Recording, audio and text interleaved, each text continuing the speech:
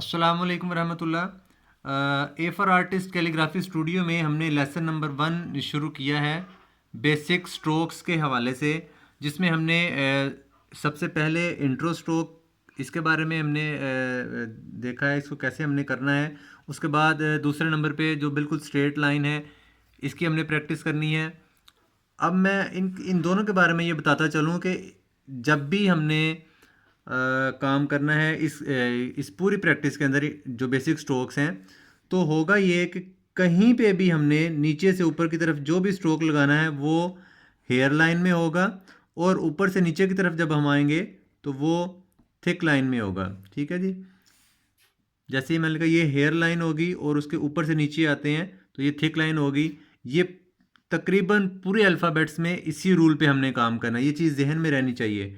एक चीज़ और कि ये जो हम काम कर रहे हैं, प्रैक्टिस कर रहे हैं, हर स्ट्रोक के दरमियान में जो है वो इक्वल डिस्टेंस होना चाहिए।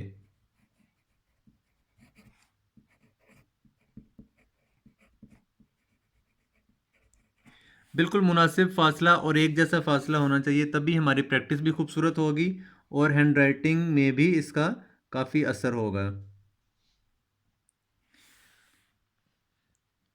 उसके बाद ये हेयर लाइन है, सॉरी ये जो स्ट्रेट लाइन है बिल्कुल, इसको हम लोग दरमियान वाली 2 लाइनों में करने के अलावा भी जो है पूरी लाइन में, इनके 3 लाइनों में भी इसको हम करेंगे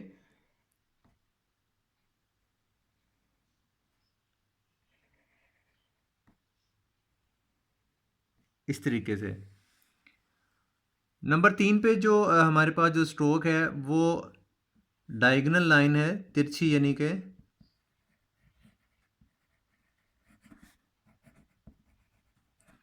और इसमें भी उसी रूल को हम फॉलो करेंगे कि ऊपर से नीचे आते हुए थिक लाइन और नीचे से ऊपर की तरफ हेयर लाइन।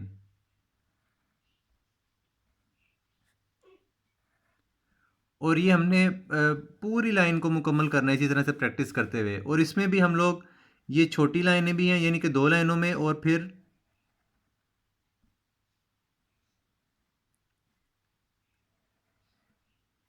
यहाँ पे एक चीज़ मैं और बताता चलूँ कि ये जो तिरछा एंगल है ये तकरीबन 60 डिग्री का होगा, 60 to 65।